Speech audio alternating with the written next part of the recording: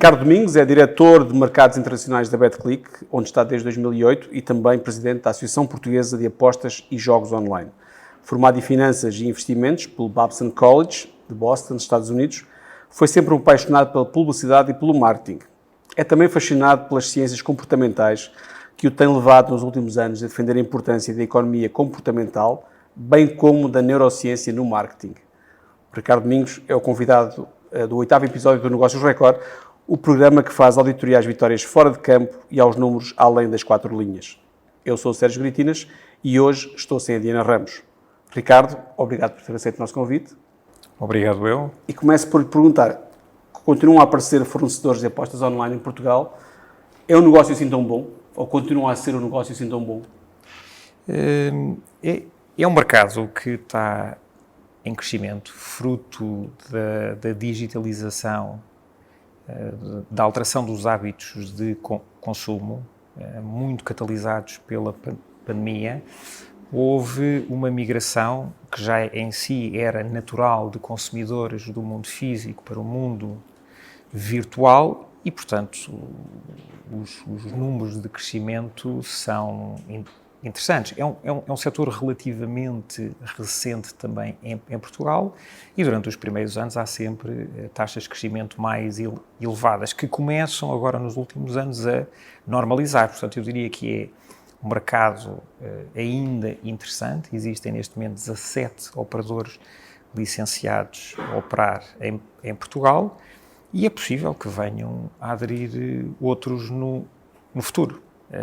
Não estou a incluir, obviamente, os operadores que operam no mercado ilegal. São muitos? Não se sabe, mas eu diria que são centenas, talvez milhares de operadores de diferentes dimensões. Existe uma estimativa de que circulam pelo sistema bancário português cerca de 1.000 milhões de euros anuais de depósitos que vão em direção a estes sites ilegais, que muitas vezes têm por trás organizações criminosas, não têm qualquer tipo de ferramentas de proteção do consumidor e têm táticas predatórias. Portanto, é um fenómeno que tem que ser controlado com alguma urgência. Não é aceitável que este tipo de operadores ilegais usem pagamentos tipicamente portugueses, a saber, MBWay e multibanco, para conseguirem obter depósitos de clientes que são portugueses. E isto é algo que tem que acabar. Mas como é que isso acontece, havendo uma legislação há quase 10 anos em Portugal que regula de uma forma, diria até, bastante apertada a atividade das apostas desportivas online? Eu também gostava de ter essa resposta. Eu acho que é preciso haver uma atuação concertada das instituições em Portugal, no sentido de acabar com este fenómeno. E, efetivamente, este dinheiro circula pelo sistema bancário português. Não estamos a falar de depósitos com ferramentas de pagamento, Visa, Mastercard, por exemplo, que são métodos de depósito internacionais. Estamos a falar de ferramentas tipicamente portuguesas que só existem no mercado português. E, portanto, seria expectável de pensar que este fenómeno devia ser completamente impossível, mas os ilegais vão procurando o seu caminho e têm conseguido operar nestes últimos 10 anos. A Betclic tem a licença número 1 para apostas desportivas em Portugal. Como é que tem sido o vosso crescimento? O nosso crescimento tem sido, eu diria, dentro do expectável. Aquilo que expliquei há pouco relativamente ao mercado aplica-se à Betclic também, sendo que nós somos o principal operador do mercado português e, portanto, temos vindo a crescer de uma forma saudável, temos aproveitado o facto de ser um mercado regulado e naturalmente vamos absorvendo aquilo que é o interesse dos consumidores e canalizando alguma daquela que era a oferta do mercado ilegal. E, portanto, temos vindo a crescer de uma forma saudável. Quantos utilizadores é que tem nesta altura? Essa informação não é um dado público e, portanto, eu não posso partilhar essa informação. Mas é o site de apostas, a casa de apostas, com mais utilizadores em Portugal ou não? Tem essa noção? Eu diria que devemos ser o operador com maior número de utilizadores, sendo que somos líderes de mercado, portanto, seria expectável que nós tivéssemos também o maior número de utilizadores. Há margem para crescer num país cuja população não cresce, que tem 10 milhões de habitantes? Eu acho que ainda há alguma margem para crescer. Esta forma de entretenimento digital tem vindo a colher interesse da população de uma forma generalizada, mas também das faixas mais novas, diria até aos 40 anos, da mesma forma que a Netflix e outro tipo de entretenimento digital também tem vindo a crescer e, portanto, esperamos, tudo assim o indica, que nos próximos anos as taxas de crescimento venham a reduzir, venham a normalizar, mas a nossa expectativa é que, de facto, continue a haver uma evolução. Também um bocado pela captação daquilo que é o mercado ilegal. Contamos que haja, nos próximos anos, uma atuação mais forte junto do mercado ilegal e, portanto, haverá essa canalização normal para um mercado regulado e obviamente, o mercado regulado irá crescer.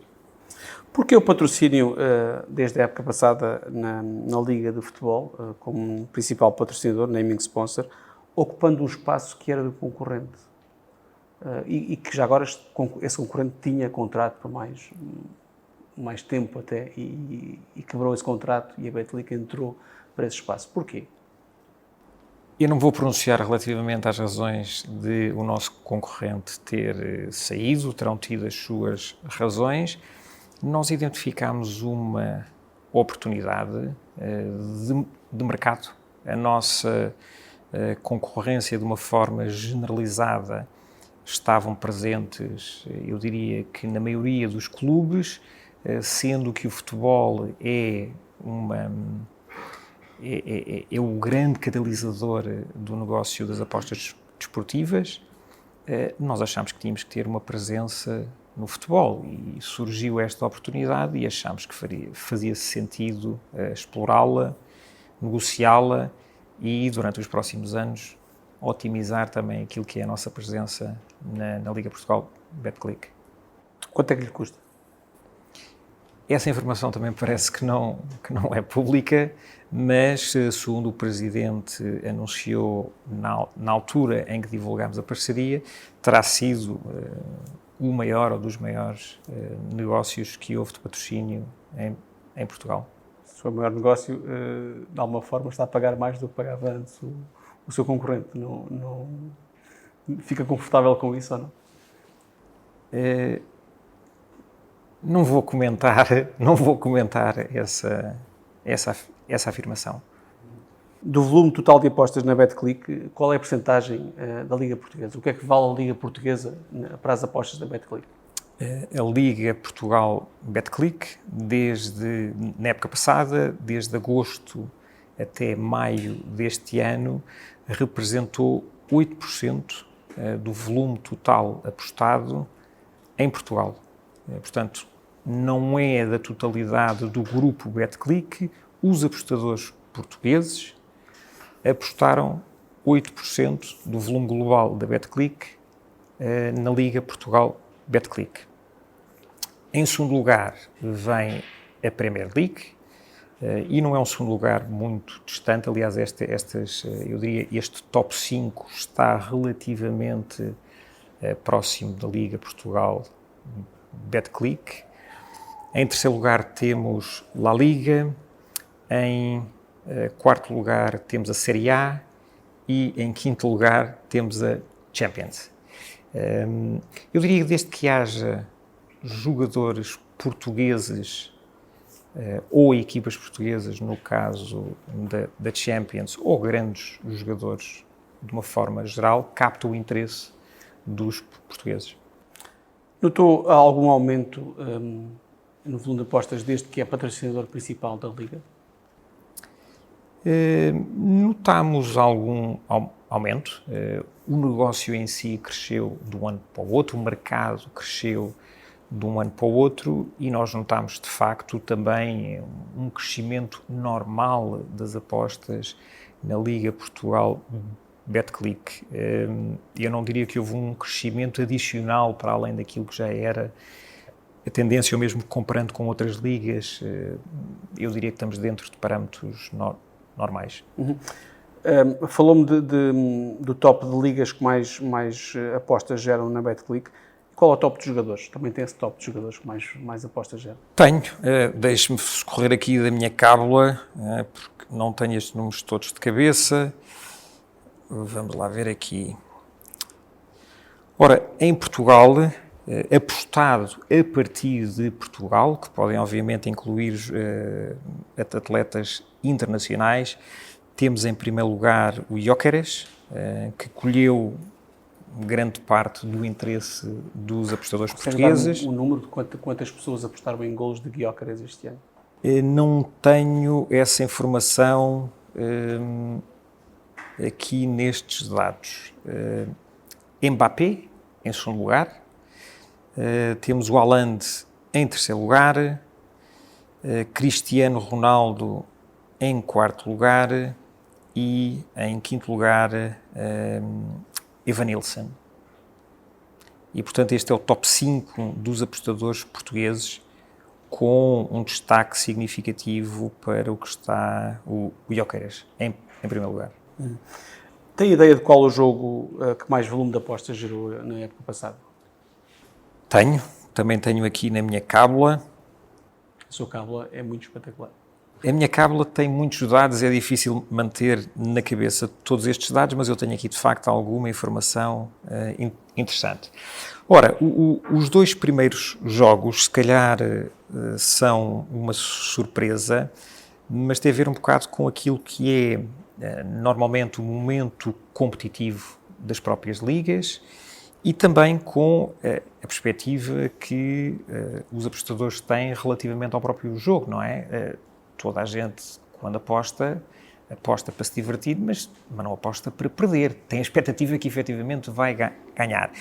E, portanto, jogos que parecem ser relativamente seguros, que o resultado é mais previsível, colhem normalmente interesse. E, portanto, eu acho que estes dois jogos que temos aqui no top da época passada, o Boa Vista Sporting e o Vizela Sporting, refletem justamente isso. Em terceiro lugar temos o Moreirense Benfica e o Benfica Porto só aparece em quarto lugar, que terá sido, obviamente, um jogo mais disputado. Houve algum golo ou um resultado que lhe tenha dado um grande lucro ou um grande prejuízo? Não sei se houve assim um golo no último minuto que tenha virado, se calhar, um jogo completamente... Bom, diz que nós, as experiências negativas marcam-nos mais do que as positivas. E, efetivamente, eu não me lembro qual foi aquele golo que nos trouxe mais receita, mas lembro-me qual foi aquele evento recente que nos deixou um rombo significativo. Nós tivemos, em outubro passado, tivemos um tipster, um influenciador que dá dicas para apostar, que fez uma aposta múltipla com 18 seleções. Apostou um valor, salvo erro, 40 e poucos euros e, portanto, o total que ele teria a ganhar eram 150 e tal mil euros ou 140 mil, algo por aí. Conseguir acertar em 18 seleções, em 18 jogos, é praticamente um milagre. Mas esse milagre aconteceu e ele ganhou os 150 mil euros. De vez em quando acontece este tipo de ocorrência de que os jogadores têm muitas seleções e que conseguem acertar. 18 até nem é o máximo de seleções que nós já tivemos como vencedoras. A particularidade deste tipster é que ele tem seguidores e os seguidores seguiram esta dica, o que significa que no mês de outubro nós tivemos uma perca no final do mês quase de 20 milhões de euros, porque houve milhares de apostadores que seguiram a dica deste tipster. E, portanto, de facto, está muito marcado na nossa memória. O mês de outubro foi o pior mês de sempre na história da Betclic. Os 20 milhões de euros em Portugal? Em Portugal. Isso não afetou as contas do ano, estou a pensar? É claro que afetou as contas. Não as deixou negativas de alguma forma? Não as deixou negativas, mas teve um impacto significativo naquilo que são as nossas contas, porque é um valor completamente inesperado e acho que este exemplo acaba por fazer cair por terra aquele mito de que a casa ganha sempre. No modelo de aposta desportiva à cota, que é o que está autorizado em Portugal, os apostadores estão de um lado e apostam contra a casa que cria esta oferta. Ora, se o resultado previsível acaba por acontecer e as pessoas ganham, do outro lado, a casa perde. E, portanto, efetivamente, nesse mês, o nosso resultado foi extremamente negativo.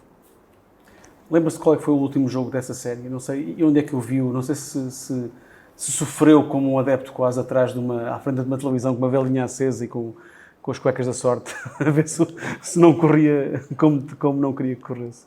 Efetivamente, eu não me recordo qual foi o último jogo, mas sei que a equipa, não só eu próprio, mas a equipa de trading, todos nós estávamos pendentes de ver o resultado deste último jogo.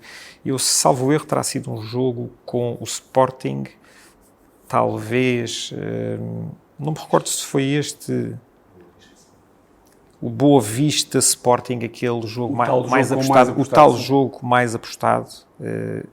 Estava tudo pendente desse jogo para este tipster ganhar as 18 apostas.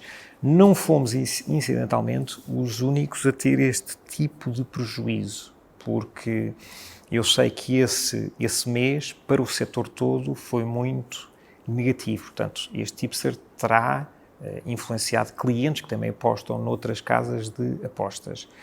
Mas, eu diria que grande parte dos clientes estiveram do nosso lado e, portanto, foi um resultado muito negativo.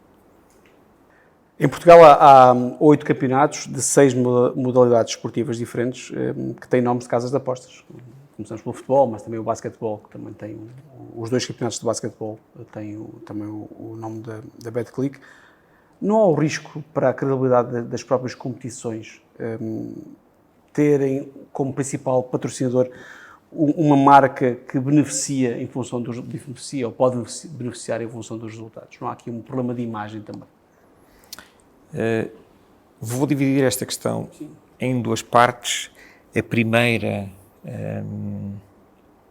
que diz respeito àquilo que o nosso setor pode fazer pelo desporto e que deve fazer, e a segunda que diz mais respeito à integridade, mas lá vamos chegar.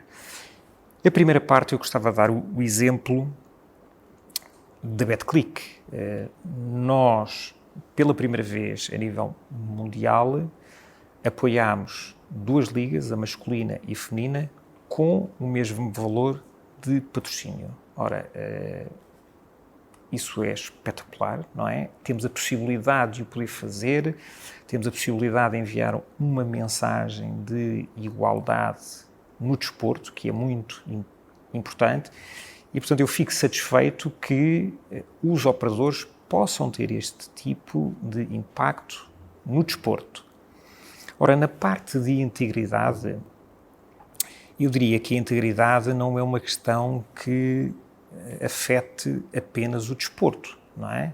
Nós temos problemas de integridade em diversas áreas da sociedade, desde a área financeira, a área política, a área desportiva, quer dizer, há problemas de integridade eu diria, na sociedade em geral.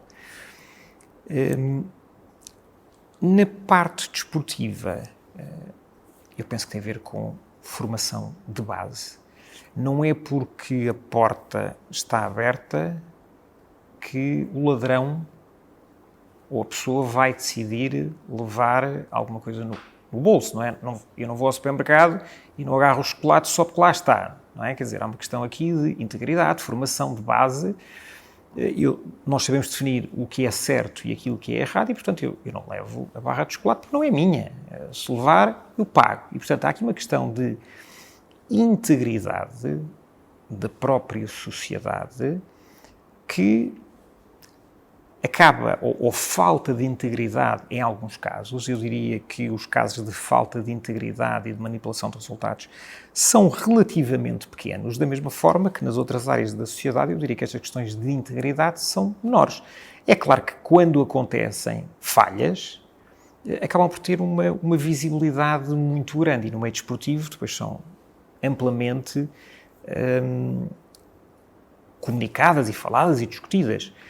Mas o problema da integridade desportiva em Portugal em Portugal e em geral por toda a Europa, é um fenómeno relativamente pequeno. Os padrões de apostas são monitorizados.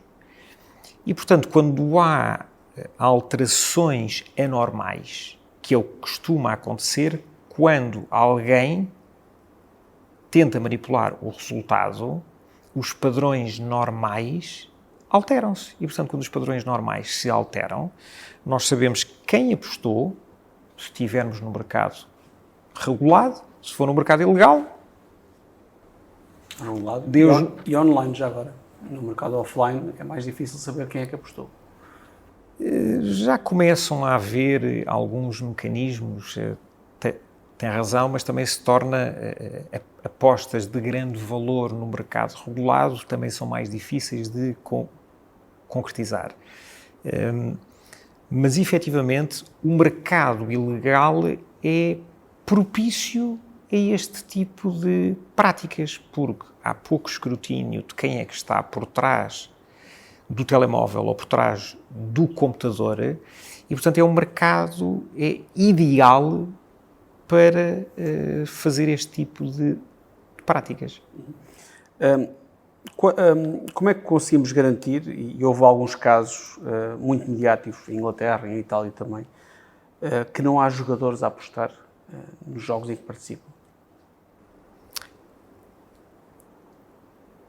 Essa resposta é multifacetada. Eu acho que é um problema, mais uma vez, quando falava há pouco sobre a integridade, é um problema que tem que ser atacado de vários ângulos. Foi criada uma Comissão Nacional para a Integridade Desportiva, liderada pelo IPDJ, onde a associação do setor está representada, a Polícia Judiciária, diversas entidades estão representadas, e este é o tipo de tópico que tem que ser atacado de uma forma multifacetada e que passa pela formação, passa por o enforcement também, naturalmente, mas não há uma resposta fácil.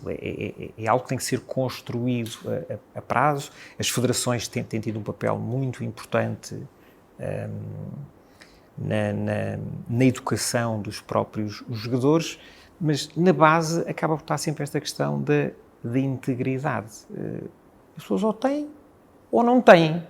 E depois essa falta de integridade acaba por se verificar nas mais diversas facetas da sua própria vida. Eu não diria que é um problema maior nas apostas esportivas do que noutra área. Quando as pessoas não têm integridade, enfim.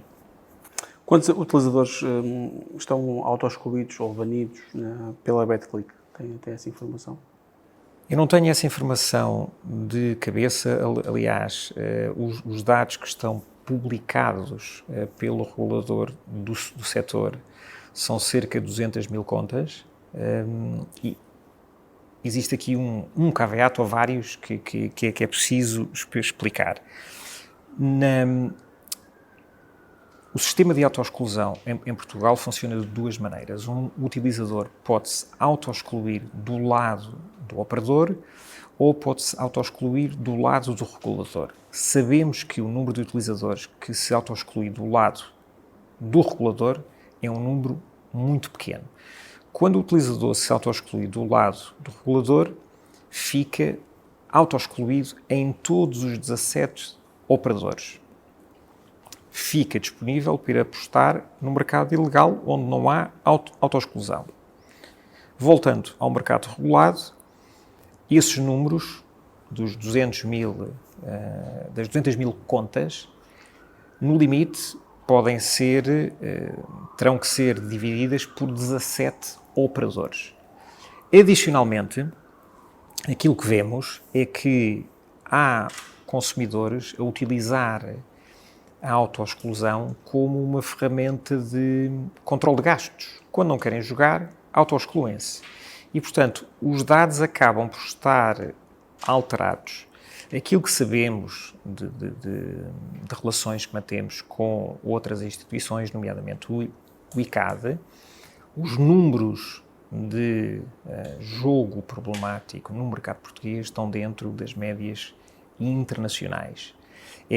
Gostava de salientar um ponto que é: o mercado regulado é o ambiente mais seguro para acolher os jogadores. E isto é muito importante de dizer, porque se estivermos a falar de jogo offline, produtos, raspadinhas e coisas dessa natureza, não há qualquer controle relativamente a quanto é que um utilizador consome. Não se sabe, não há dados. Se estivermos a falar dos casinos físicos, as pessoas podem se auto-excluir, entram ou não entram.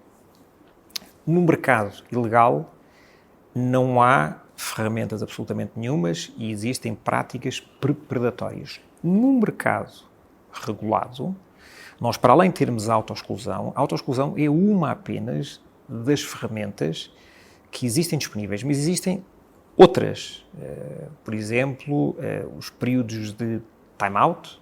Eu posso parar de jogar há algum tempo, eu posso definir limites.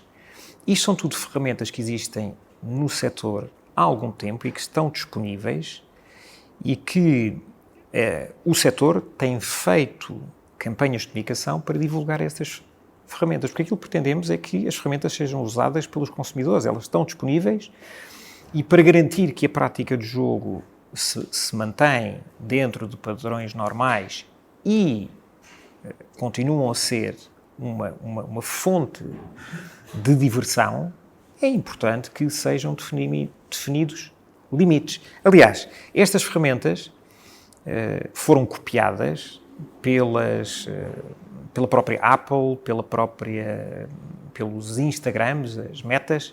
Estas ferramentas que existem para controlar o tempo que nós passamos nas plataformas digitais foram copiadas deste setor que já tem há mais de 20 anos. Portanto, eu volto a repetir, este setor, o regulado, é o ambiente mais seguro que existe hoje para acolher as pessoas que querem apostar. Ainda há mais para fazer? Claro que há mais para fazer.